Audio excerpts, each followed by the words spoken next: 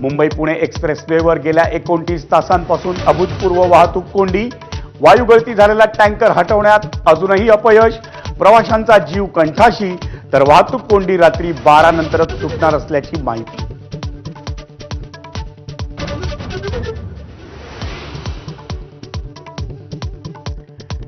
विरोधी पक्षनेते राहुल गांधींना लोकसभेत बोलू दिलं जात नसल्याचा आरोप करत काँग्रेसचं मुंबईत आंदोलन, मोदी आणि अमित शहांविरोधात घोषणाबाजी.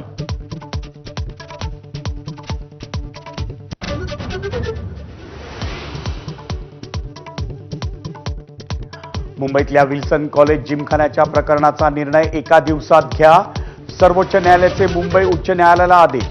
उच्च न्यायालयात पुढील सुनावणी 11 फेब्रुवारीला.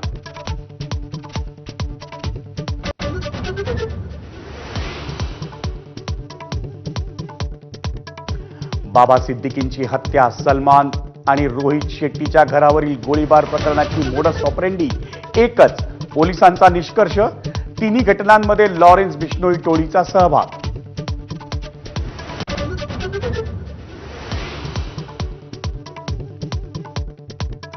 IIT मुंबईमध्ये शिक्षणाच्या तणावातून नमन अग्रवाल नावाच्या विद्यार्थ्याची आत्महत्या.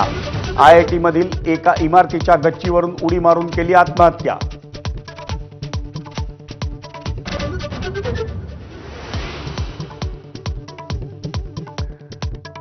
मुंबई आणि MMR मधील वायू प्रदूषण रोखण्यासाठी मुंबई उच्च न्यायालयाकडून 2 सदस्यीय देखरेख समितीची स्थापना. प्राथमिक अहवाल 5 मार्चपर्यंत, तर त्यानंतर मासिक अहवाल सादर करण्याचे आदेश.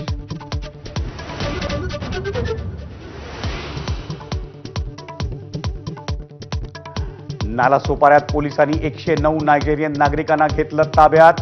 तुळींज पोलिसांनी राबवलं कोम्बिंग ऑपरेशन. व्हिसा, पासपोर्ट आणि इतर अधिकृत कागदपत्रांची तपासणी.